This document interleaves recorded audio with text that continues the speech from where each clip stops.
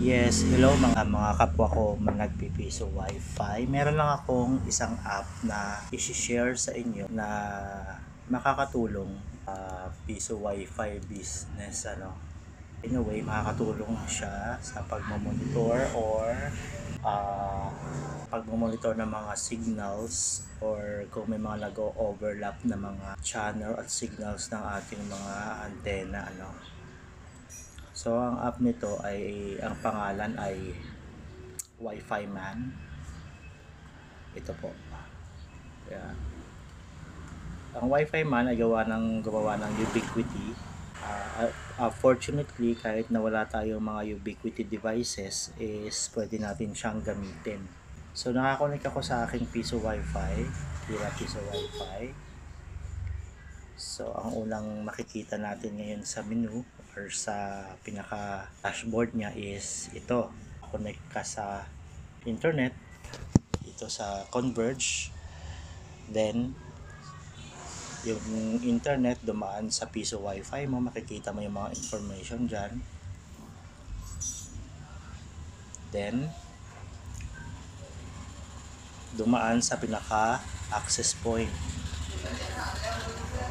Ito yung pinaka access point ko, yung Archer AX12. Ginawa ko siyang access point papunta ng inyong cellphone. So ayan, pwede tayo mag speed test. Try natin speed test.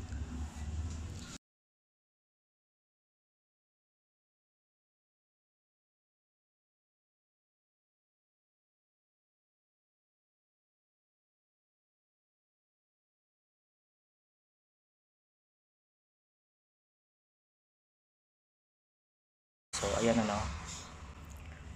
pwede siyang i-share ang result. Ayan. And then sa next part is yung signal. Then the next part is yung signal. Ayan, yung signal strength kung nakakonect ka sa certain Wi-Fi na signal is ito yung lalabas. Ayan. Throughput, hindi siya supported siguro kung para sa Ubiquiti yan. Latency.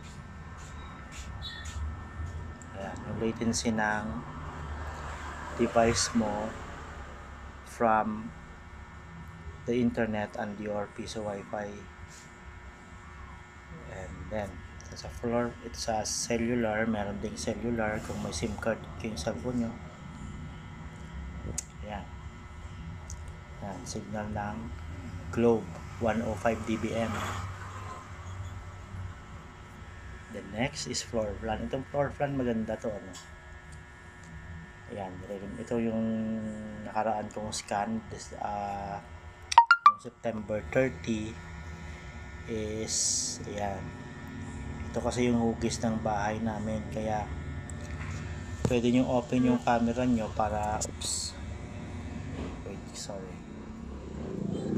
So punta tayo guys sa floor plan. Ito yung floor plan. Create tayo ng new scan. So andyan yung antena ng piso Wi-Fi natin, kaya green. Nalapit tayo sa antena. Ito tayo sa labas. Alright. So green siya 41 dBm na ang kanyang signal. Pag isa tayo nakakonect tapos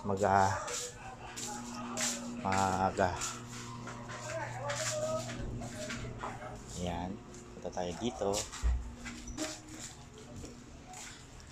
Ayan. Sa pagdating natin dito, medyo mahina na siya, pero maaga AP roaming siya kasi meron tayong antena dito sa kabila, sa taas dito. Ayan. Kaya pag nag-switch na siya ng antena is mag-green na rin siya. So antayin na lang natin mag-switch siya ng antena. Ayan na. So nag-AP roaming na siya So kung mapapansin nyo, nag-green na rin siya kasi nga nag-switch siya sa antena na andito sa kusina. So, nagigets nyo yung idea guys nyo para ma-adjust nyo yung mga antena nyo sa mga lugar na weak ang signal. Sorry. Yeah. Ito yung pinaka-floor ng aming bahay. So, yung green, dyan yung malakas yung ang pinaka-signal ng inyong antena. Sa red, dito na siya nagwi-weak. So, yes, pwede nyo i-take advantage na sa green part, okay na. So, pwede tayo maglagay dito sa red ng additional antenna para maging green siya lahat, ano. So, nakikita nyo na yung idea. Okay. Tapos, dito naman sa scan, ito yung maganda, no. Kung may mga katabi kayong piso wifi is makikita nyo yung mga signal differences ng mga wifi devices na nasasagap ng inyong yung nasasagap nitong app na to. So kung meron kayong multiple na mga access points, lalabas din dyan. So meron akong access point na 3, meron yung Technicolor. Ito yung maganda dito, no? Lalabas kung ano yung manufacturer ng ganong device ng access point, lalabas siya dito. Ayan. Kung ilan yung signal na nagsasagap niya. EAP 110, TP-Link, ayan. So, nasasagap niya kung ilan. Kung nakakonect ka sa ganong network, masasagap niya within the area kung saan kayo nakakonect.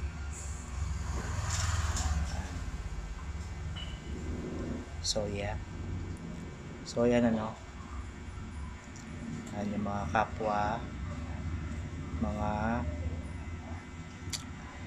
wifi signal na nasasagap, o kung nag-overlap yung mga signal nyo, pwede kayong mag-adjust.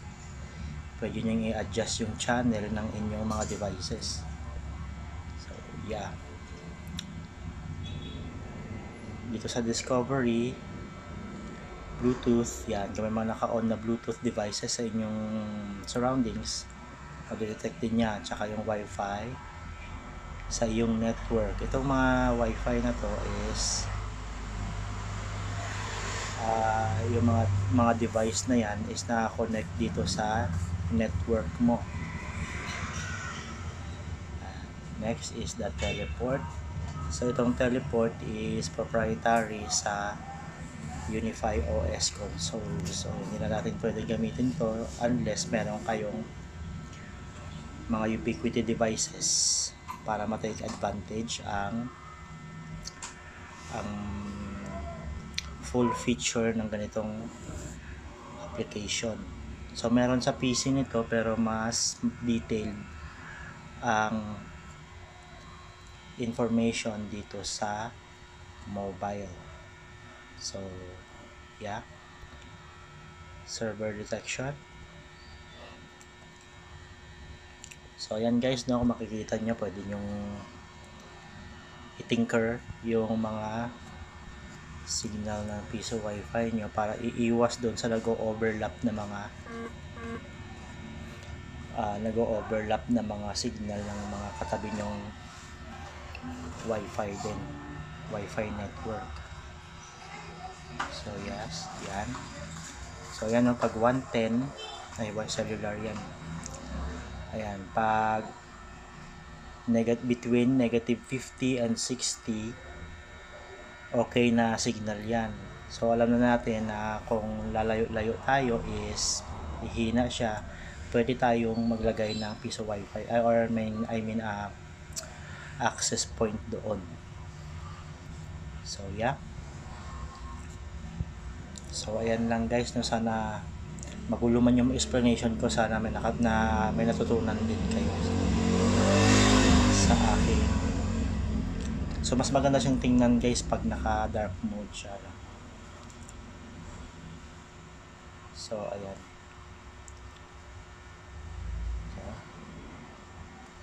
Wi-Fi 5. Kung naka Wi-Fi 6 or 7 kayo, lalabas din dito kung anong ito Wi-Fi 5. Kung supported ng device no, ng mobile nyo, lalabas din siya dyan. So yeah, ito palang app na to is pwedeng i-download sa App Store tsaka sa Google Play Store. Yeah, and free lang din siya. So ayun lang guys, no. Don't forget to subscribe and hit the like button. Support my channel. Thank you.